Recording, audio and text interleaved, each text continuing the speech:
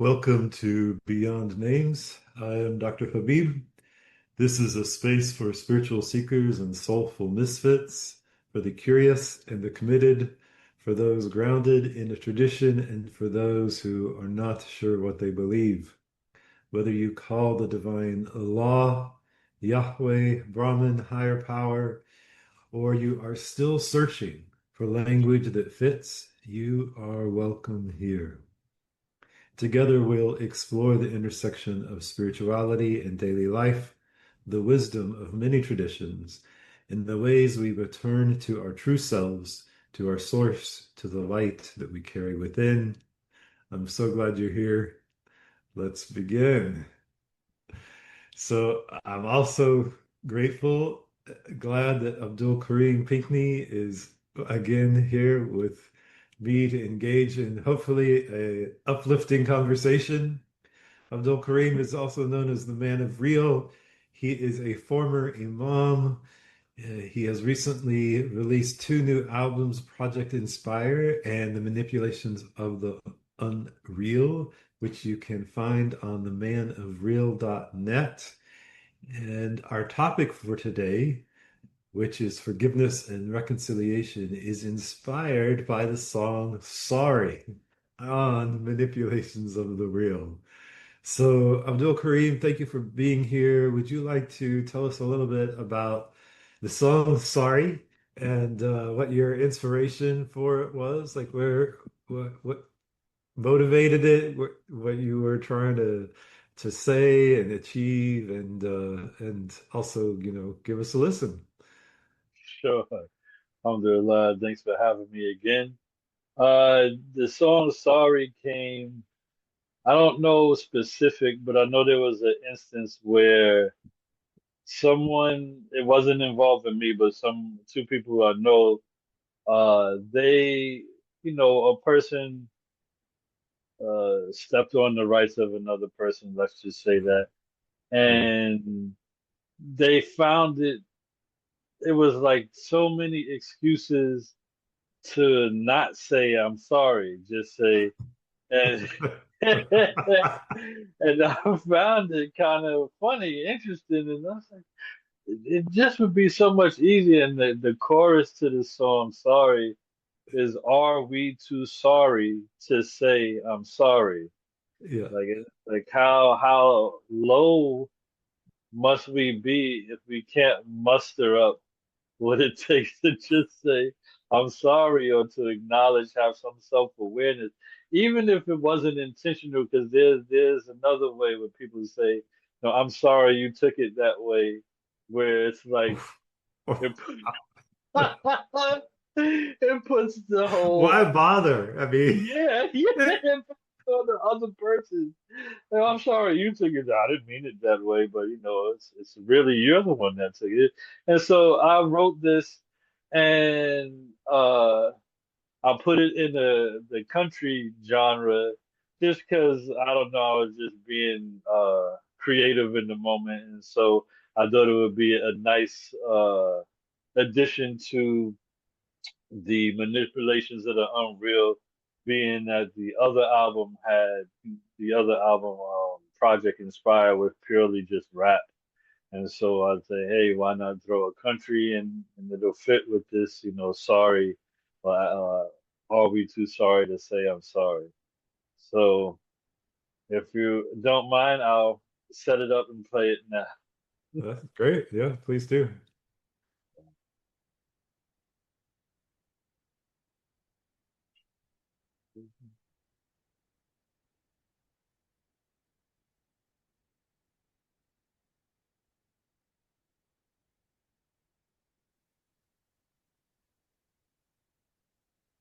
There we go. One sentence, like repentance, seems so hard just to mention. Is it killing me to take accountability? How many lies keep me from seeing what it really be? Not just utter the words, but mean what we say. Own up to the truth, believe me to today. How much strength does it take to apologize? The courage that it takes to apologize.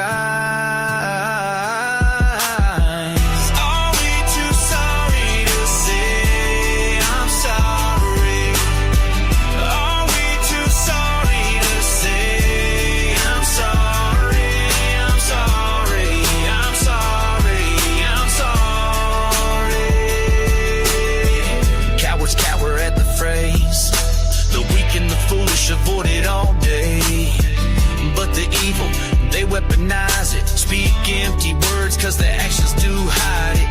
Speech with the actions that back it. Opportunity is now, don't you pass it. When you're right, but when you're wrong, you're wrong. So just admit it, there's really no harm. Or are we too sorry to say I'm sorry? Are we too sorry to say I'm sorry? I'm sorry, I'm sorry, I'm sorry.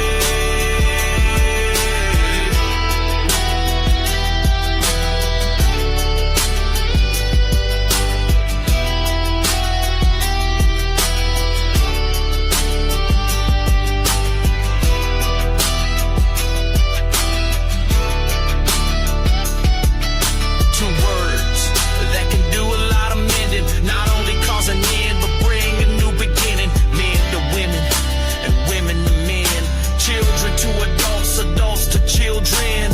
Speak the truth, don't be shallow, there is no time to lose, time is borrowed. Are we too sorry to say I'm sorry?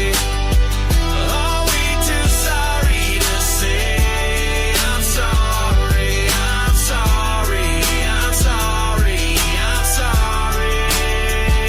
I apologize.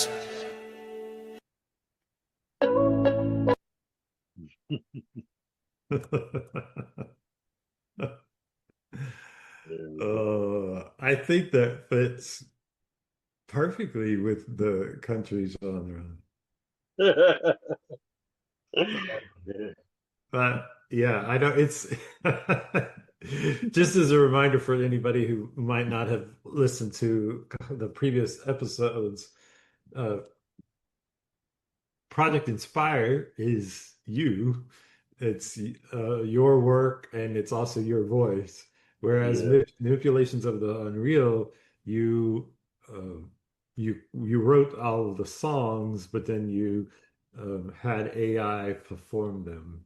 Yes. Yeah, so it's an interesting choice that you, but I think it fits. Yeah, to have the Yeah. like it, overall having AI perform it out the voice the vocals on a song called Manipulations of the Unreal, but then also having a country song that like I know somehow it works. So Cool. Cool. yeah.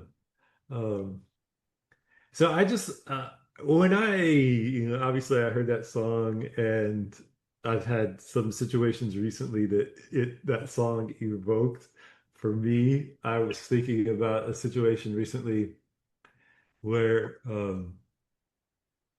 I basically confronted someone about being what I experienced as disrespectful.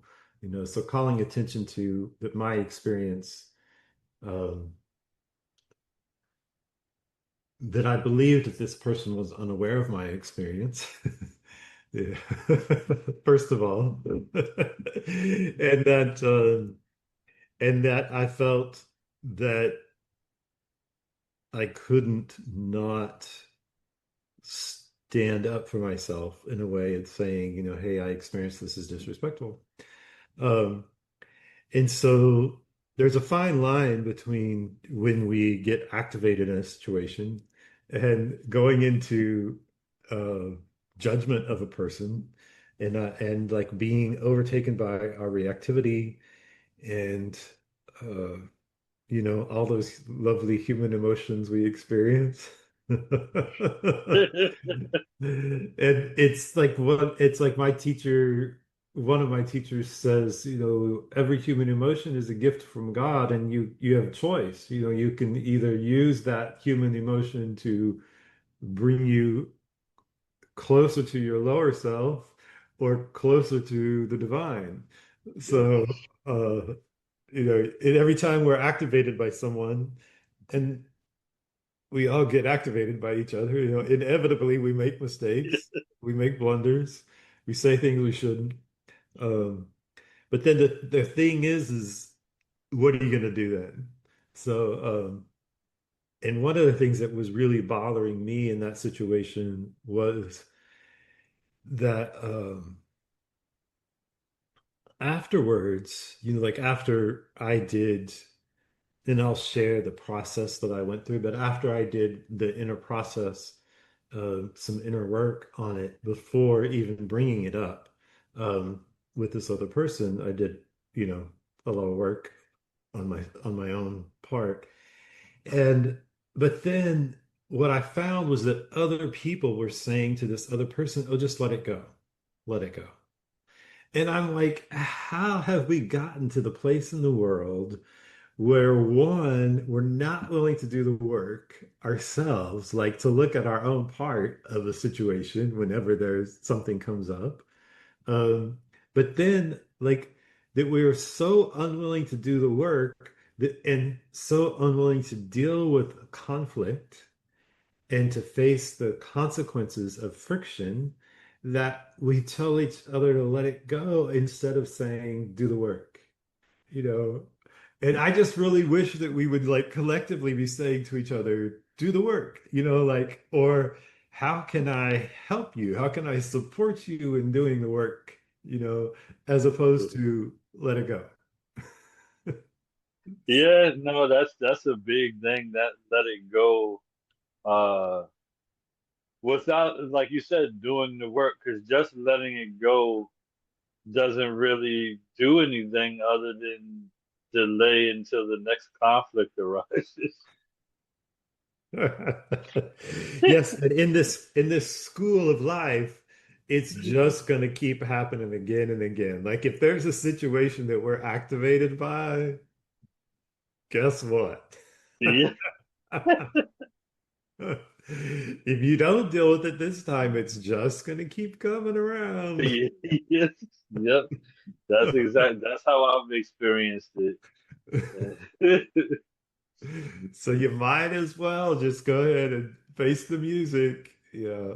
So anyway, in terms of facing the music, I thought I might share a bit about the process that I used and see, you know, if you have any thoughts, recommendations of your own. Um, so yeah. So I call this the inner work of the forgiveness and reconciliation because in a situation like I just mentioned, you know, there's always some work to do. Like if we find ourselves activated, if we are strongly reactive to a situation, then that's a big indicator we need to do something. We need to do some work. So so the inner work is what I'm calling this, of forgiveness and reconciliation.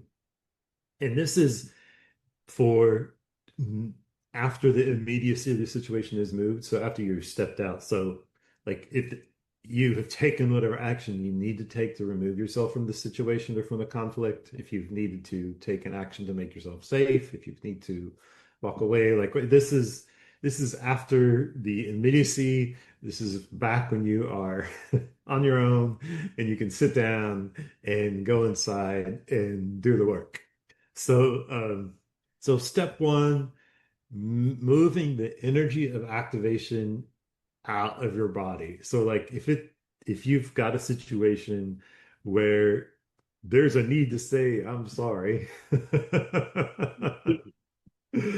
or you feel like not, I mean, either way, like you feel like you need to say I'm sorry, or you feel like, oh gosh, I really wish that person would say I'm sorry to me. You feel like one might be appropriate.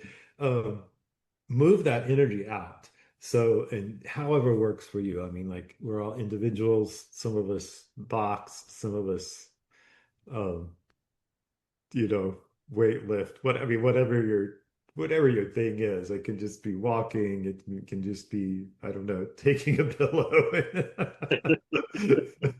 and giving your pillow a good whomp or two. Whatever it is that you need to move the activation energy out of your body.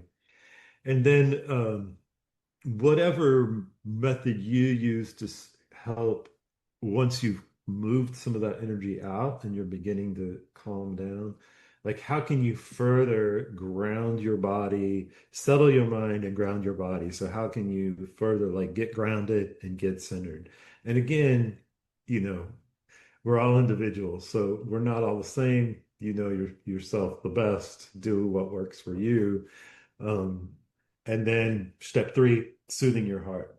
So as Muslim Sufis, we very much rely heavily on the remembrance practice, which is bringing the divine names to um, a either an aloud invocation or recitation or an inner visualization or of inner recitation with the divine name. Um, but obviously, what is your practice in your tradition or no tradition that helps soothe your heart, that helps you open to receive consolation? So if you're in a theistic tradition, open to receive consolation from the divine, open to receive consolation from what you hold as sacred. But then also setting the intention to, in a sense, bow the ego self, because whenever we're in a situation of conflict, the ego just goes, "Ooh." At least mine does. Maybe I'm the only one, right?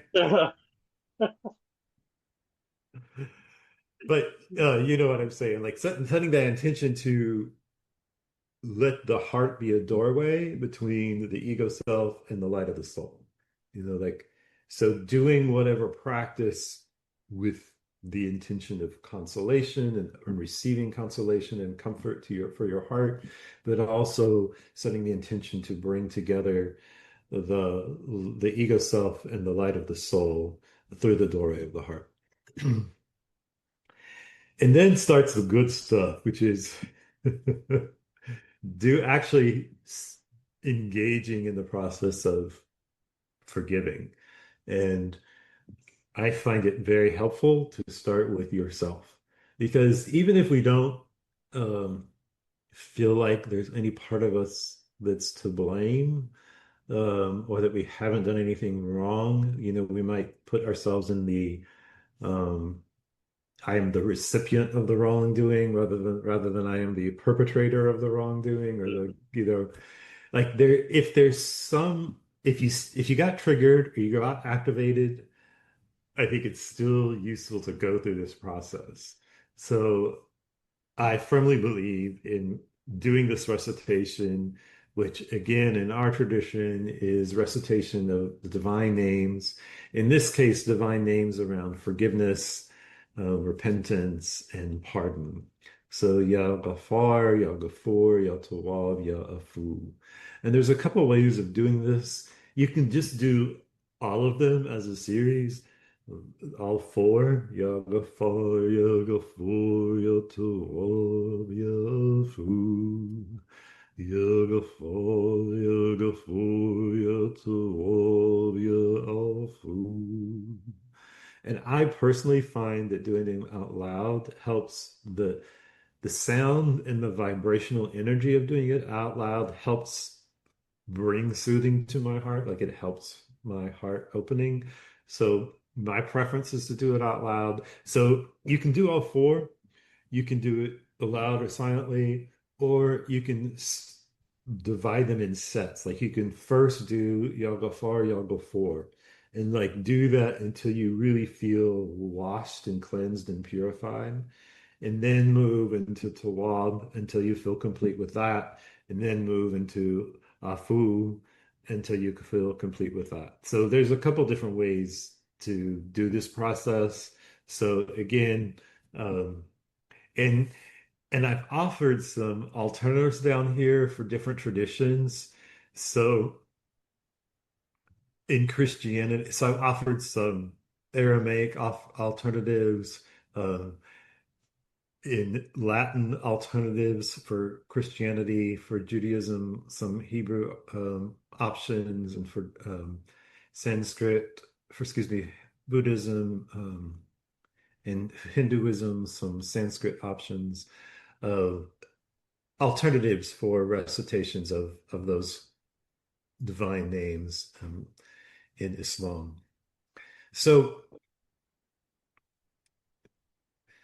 after you feel complete with doing that process, or actually before I jumped ahead.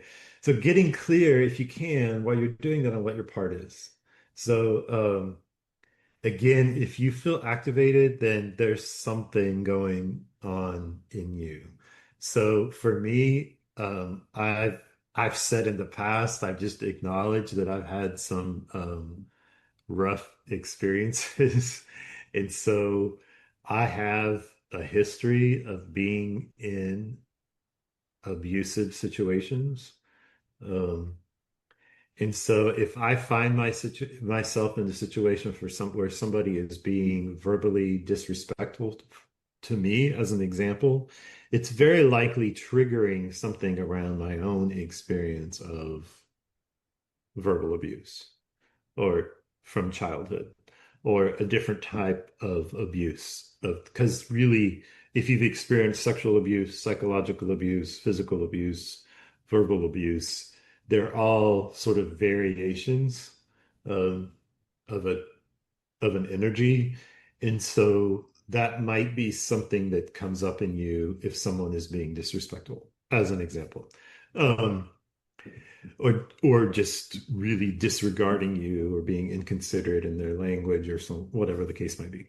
So while you're doing that recitation of Ya Ghaffar, Ya Ghafur, Ya Tawwab, Ya Afuw, um, setting the intention to really be clear on what your part is. And then if you can, do that recitation into that part of yourself. So if you can feel into, where am I holding onto the past experience, or where am I holding onto, where does this sit in my body, or so on. I think you got the idea. So anyway, next you visualize the other person. So the person that you're in reaction to, visualize them in front of you, and then do kind of the exact same process, but now do it with them. You're imagining them in front of you. You do the recitations of the divine names, or the equivalent in your tradition, or no tradition. Um, but for the other person, holding the image of the divine written in their heart, or holding the image of the light in their heart, uh, with the intention to perceive what lies beneath or behind. So if there's something going on for you, there's obviously something going on for them too. So like, is there some fear that's behind their words? Is there some longing or wound, or what's behind the situation, or the words, or the action? Um, Set the intention to forgive to the extent that you're capable of, setting the intention to see who the person is in their essence. So it's very tempting to, our egos love to make separation, and our egos love to point fingers, and our egos love to be in judgment of each other. Um, but if we get into that place where you're like, what's the divine imbuement in this person, and the divine imbuement in me? Like, if you set the intention to interact from the light in you to the light in them, then that definitely sets a different tone. And if you can get to the place of actually seeing who they are in their truth, in their deepest self, in their truth self, and their higher self, you can get a sense of their essence, then that's very different from perceiving the person as the person who has wronged you in some way. Um, so it's looking at the uh, inner reality versus the outer action, and distinguishing between action and personhood, or beingness. Um, and then setting the intention to become grateful for their service in the situation. And this is going to be really challenging to look at it this way, but I think this is an important part of doing the inner work when we're in a situation like this, which is, if this person is in a conflict with me, on some level, there's a soul agreement between us where this person has engaged in an agreement to be of service to me.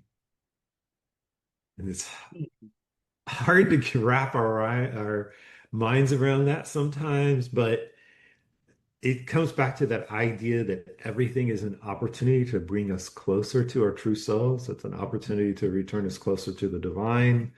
Um, and it's an opportunity to bring greater healing, greater light, greater love. So are we going to take the opportunity or not? An important part of that is just acknowledging that if we're in a situation, then there's been some soul agreement to be of service. Um, so all of that said, when you feel complete with all of that, then you sit with, okay, from here, do I even begin to engage in a reconciliation process on what that might work? So it occurs to me it's probably a little erroneous to call this a reconciliation process. This is like a pre-reconciliation process. This is the inner work that you do around forgiveness in order to get to the place of reconciliation, or to get to the place of saying Bismillah. And maybe this is the time for us to go our separate ways. Like maybe this is a time where I've confronted this situation before. This is something that's not changing. This person is unwilling to do the inner work themselves. It's time to move on. So anyway, I know I took a long time to. Oh, that was good. That was So, good. I have a question oh yeah. on if you bring that back up again real quick. Okay, sure. Yeah. Uh, yeah, B, yeah, I think is really important.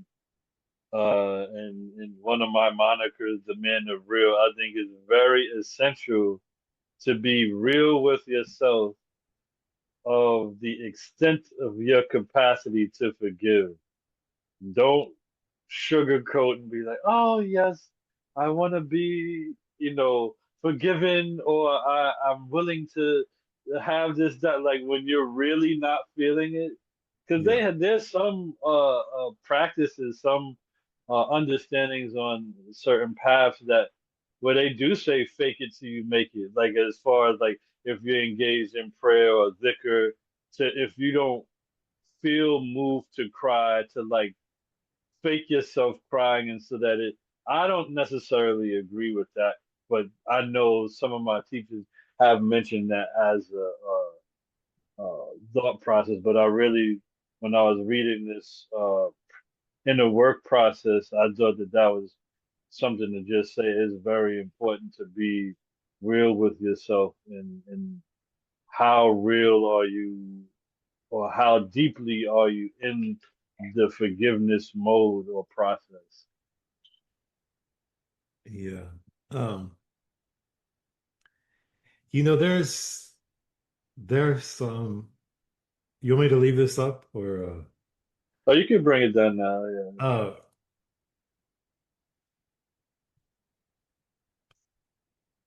and we're human, right? So like there are things that we can forgive, and there are instances when we just don't have it. We just don't got it. Like it ain't in us. It ain't Yeah. nowhere. And, and sometimes we just got to work really hard at it. I remember in a situation where I did a 40-day retreat, and I did this forgiveness process, I kid you not, for 7 to 10 days. Mm. Like dawn to dusk, I was reciting these divine names, working this process. Um, and I mean, and not everybody has the ability to say, okay, I'm going to take 7 to 10 days to sit in a room and chant dawn to dusk, and so there are some times where people do unforgivable things, um, and I know I've mentioned this before, distinguishing between the action and the person, between the outer action and the inner being. Hmm. Um, and I'm also big on saying, like we talked about in a previous episode, God is God and people are people. So Yeah. like if I don't have it in me to forgive, then turn it over and say, God, if it is right for me, to forgive, please put forgiveness in my heart, you know, and then if it's right for me to hand over this situation to you because you are God. Yeah. You are the forgiver. Yeah. You Yeah. yeah. So Yeah. um And I just wanted to read something in this on the attribute you mentioned, Al Ghaffar, from Fauzia's book, if it's a good time for that. yeah, sure. All right. It's just two quick paragraphs. Some explanation of Al Ghaffar and in a way how we hold forgiveness also. Mm, yeah.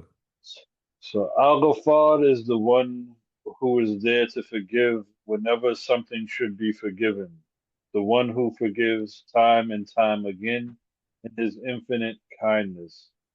Al Ghaffar is the divine forgiveness that flows from God's endless mercy and love for humanity. Al Ghaffar is the one who covers mistakes, bad deeds, and bad thoughts, rendering them ineffective so that human beings may live in mutual love and trust. Every human being makes mistakes. The idea is not to be free of mistakes. The idea is to not insist on them. Indeed, to acknowledge and admit one's mistakes is a great virtue and a sign of wisdom. A true friend is a person who brings our attention to our mistakes with kindness and compassion. Do not be ashamed to admit a mistake or to apologize. Only those who persist in their mistakes should be ashamed. The bitterest situation comes about when we defend our mistakes and try to pass them as the truth. To defend one's mistakes is to defend one's whims and moods. When done inadvertently, it should be forgiven. However, if done deliberately, it is wise to distance oneself from such a person because character weaknesses are contagious. I know you just put the book away. Could you read that last line one more time? Yeah, sure, sure. When done inadvertently, it should be forgiven. However, if done deliberately, it is wise to distance oneself from such a person because character weaknesses are contagious. Yeah. Because a lot of times people imagine that forgiveness has to mean things go back to how they were, and it doesn't have to be.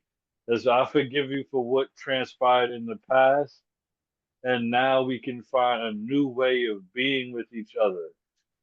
And that way may be not being with each other.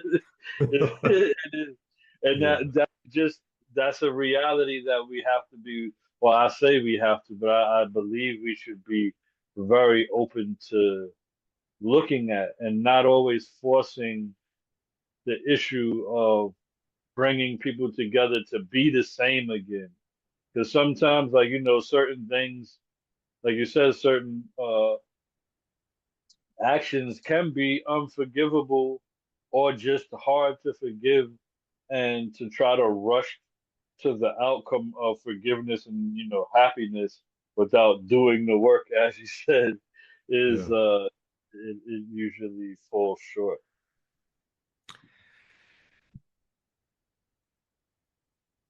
If I may respond to that sentence with just a bit of external processing,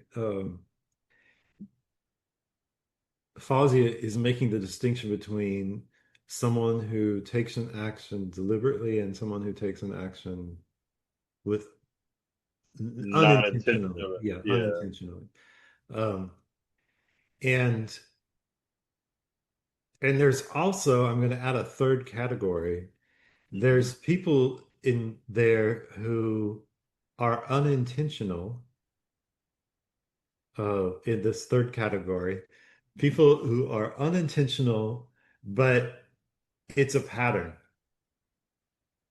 Um, and when confronted with a pattern, are unwilling to do the work. Yeah.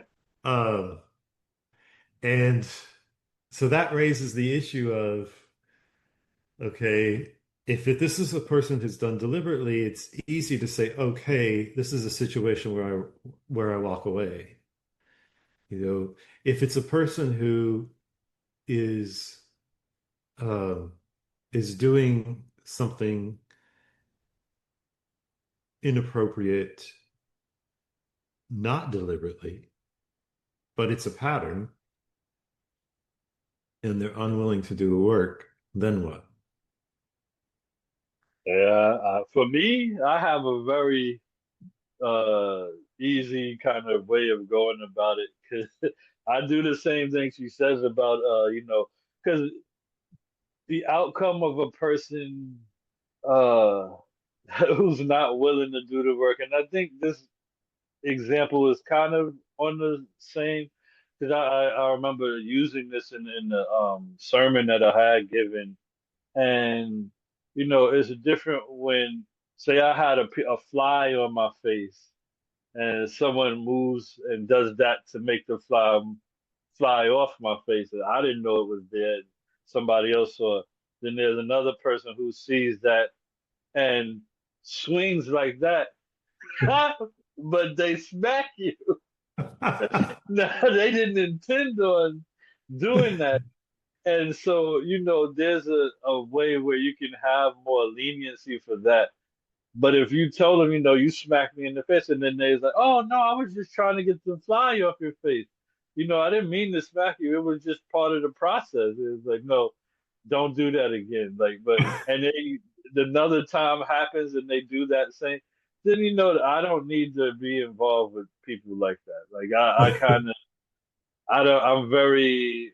I used to have a phrase before I was before I was Muslim to people. I say you can be on your merry, like, cause it's, and I think there's a little rub when I say that. I mean, when I used to say that, I don't think I've said that because one, I was the only child, and so I really didn't like. I valued friendship, but I didn't value foolishness. So I was Yeah, easily like letting people know, like, if you want to be around me, there's a certain level of engagement that we're gonna have, and if you don't reach that, then you don't need to be in this circle. Like, and so in that case where someone is unintentional, but they're repeating these patterns, and you try to convey and point them to it, and they're just not seeing it. I'm for me personally, I excuse myself from that situation. It's fine to be like, oh hi, how you doing? Assalamu alaikum or whatever. But like to really sit and be in the intimate convo, I don't see that really. yeah, That's yeah, not me. yeah, yeah. Well, thank you for giving me your response. So my thought on the matter is like, what does God put in my heart in relation to it? You know, Hmm. um, so there, like, is there more work for me to do? Like, is that what, like, do I feel when I go inside and sit with it, do I feel like there's more cleaning for me to do of my own heart in relation to into it? Um, is it to uh, hold the possibility of working with the person, working together with the person to go through this kind of process? Like maybe they don't have the capacity to do it on their own, but they're willing to do it if they had the support. Um, or maybe they're not willing to do it, but at least like holding the door open for the possibility that their willingness might shift, that they might get to the point of being willing to do the inner work. Like, so it's not just writing them off, it's saying, okay, for this time, it seems like in this time we're each going our merry way. and and I'm gonna do my best to hold the intention for if the door opens to work through this together, then great. And if the door stays closed, then great. Like to have, an equal acceptance of either scenario. Like I'm open to either the door stays closed or the door opens for a day to come when the person is willing to do the work and willing to engage in doing the inner work with you. Um, yeah, that's sort of where I am with that third category that I just thought I'd throw in there. And what about this? What about this situation? Like, as in the song that said, cowards cower at the phrase, the weak and the foolish avoid it all day, but the evil, they weaponize it, speak empty words because their actions do hide it. So some people, now, and this, it's just a reality. They may say sorry, but their actions don't show it because they repeat Yeah, the pattern. And yeah. then there's the other part when you're the one who needs to say sorry and you do say sorry, but that person wants to hold it over you forever. Like, I know, you did this to me this one time and you have to eat crow for 5 years before I'm willing to think about even forgiving you. Like, that's just too lofty of a person for me to be around. I just, but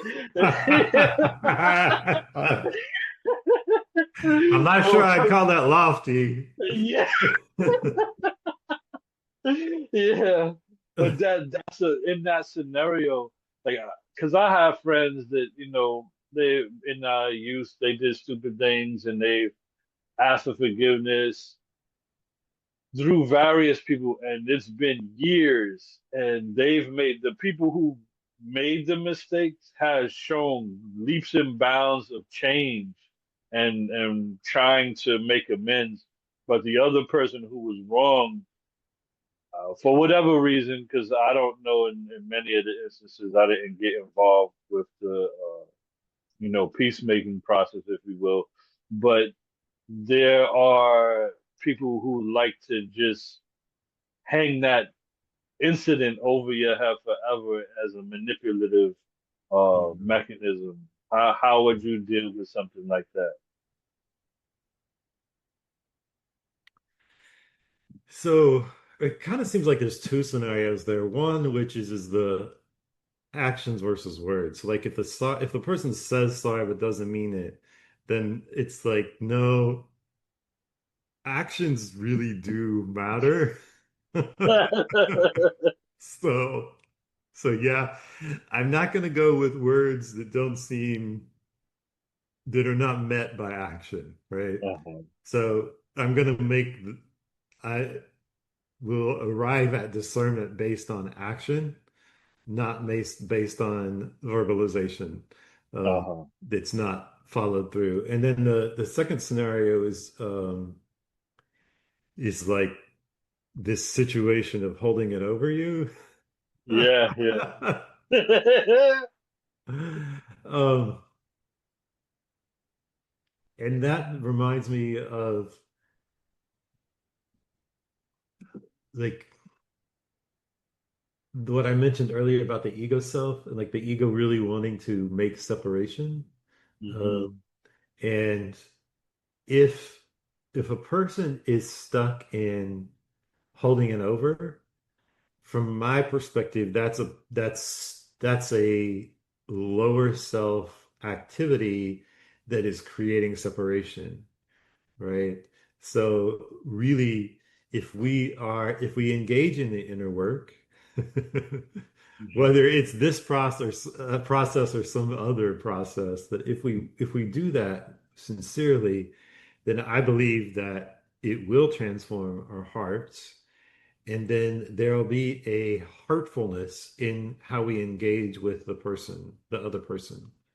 And that's true whether we are the one who is saying I'm sorry or the person who is receiving the I'm sorry. But in this scenario, we're assuming that you did a mistake and somebody's holding it, you made a mistake and somebody's holding it over you and not allowing your sorry. I mean, to like, to be real, is it real for you? Like, did you do the work and did you truly arrive at like, this isn't an action that I don't want to repeat, So Hmm.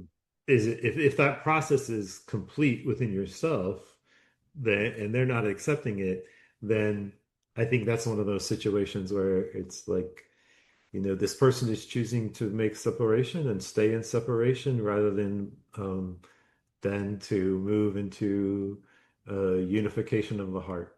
And if Hmm. they're not willing to do that, then that is going to limit the possibilities for our interactions. Yeah, yeah, because I get that. That sounds good. Because saying I'm sorry, receiving someone's sorry, giving it, it's an interaction. It's a dance, really, you could say. And if one party is sitting there dancing and the other one's just standing there, that's not something's missing. You can't just and Right. so that's the good part of doing the part yourself, even if the other person does it, is because it's really for you. Like if you're holding on to things, I think Mike Tyson said this once. He said, being angry at a person is like drinking poison and hoping that they die. Oh yeah. And Yeah. so it's like you have all this whatever anger, resentment, and it's easier to do the work to let it go, whether they meet you or not, because it has a beneficial effect on your own heart. Exactly. Yeah. Yeah. You you engage in the forgiveness process,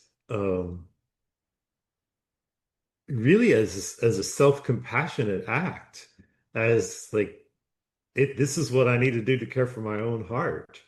And if you start with that and you get right in your own heart, then you can engage the other person or not. But you can't Hmm. even get into the place of discernment around that if you if you've got all the gunk in your own heart. Yeah.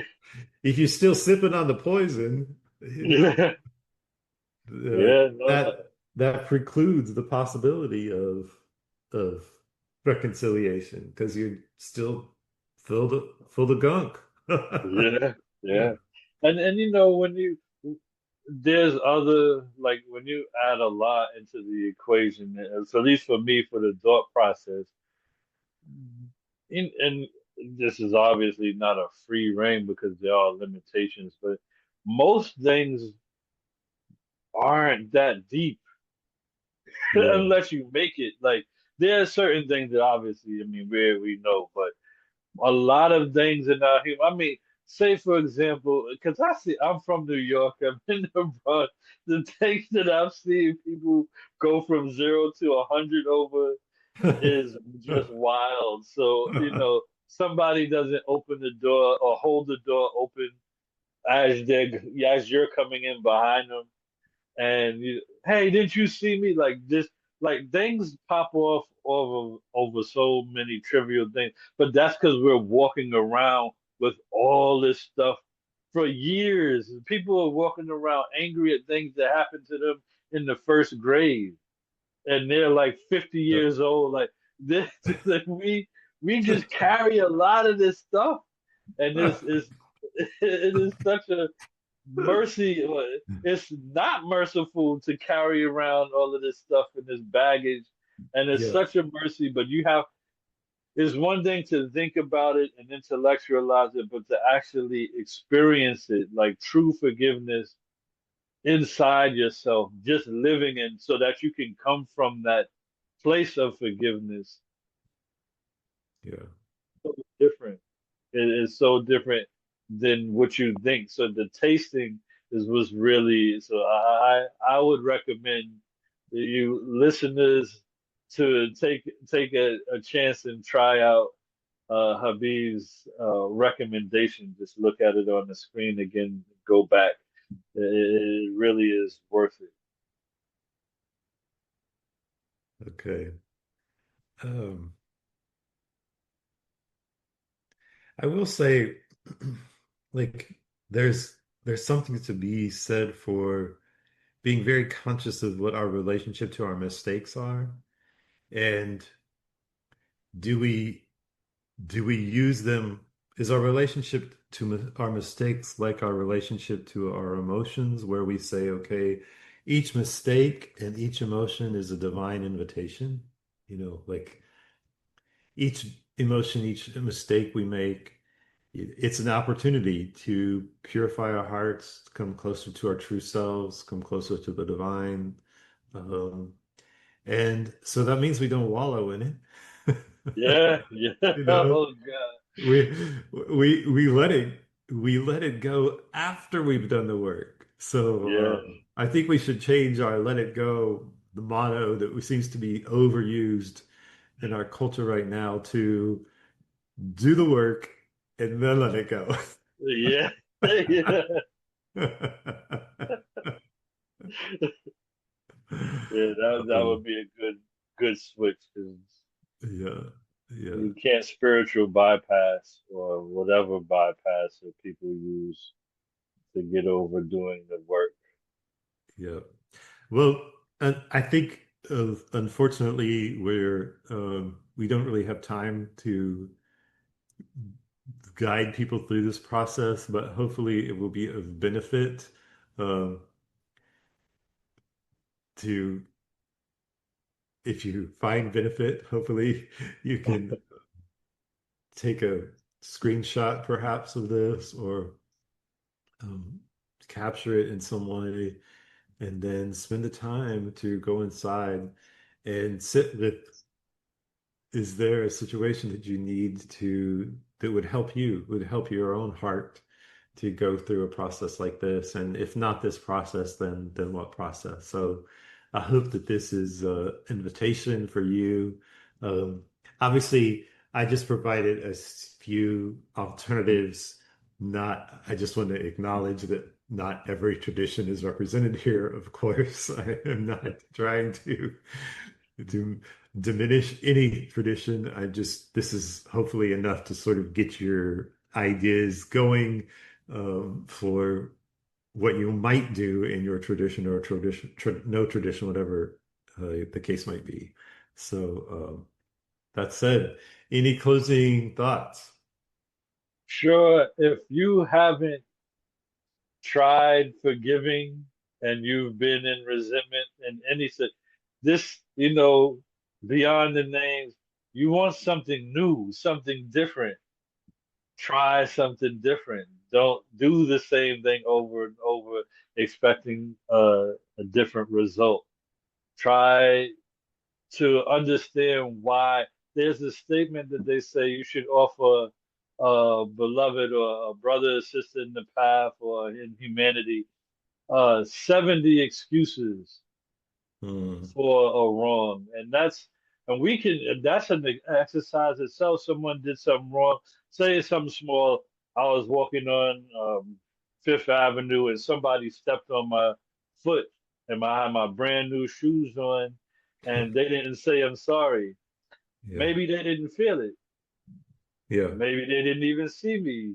Yeah. Maybe I wasn't even the door. And like, there's so many maybes you could throw out there that Yeah. doesn't involve you being the victim or them being the villain. Right. Yeah. Assume the best. Assume Yes.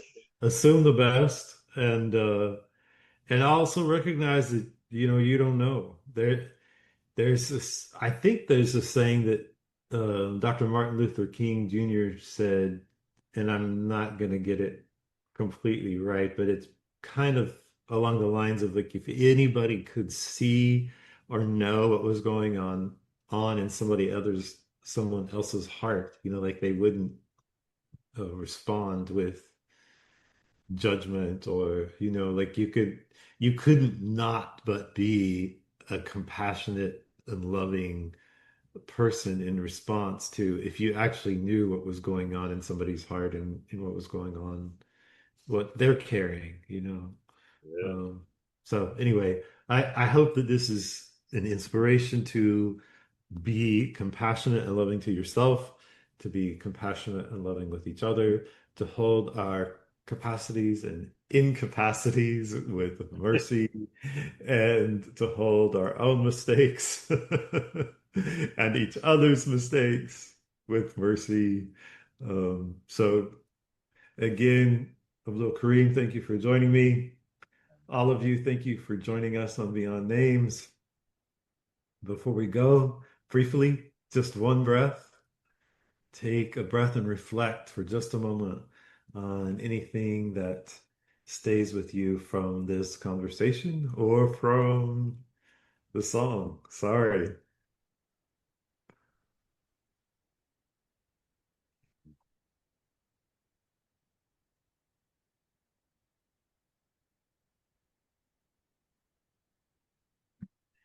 May something you heard today help you reconnect with the light in your own heart. May you grow in compassion, clarity, and courage. May you find your way again and again back home to yourself, back home to the divine, however you name it. If today's conversation spoke to you, I'd love for you to share it, leave a review, or reach out. Until next time, may you be light, may you carry light, may you share your light. Peace be with you.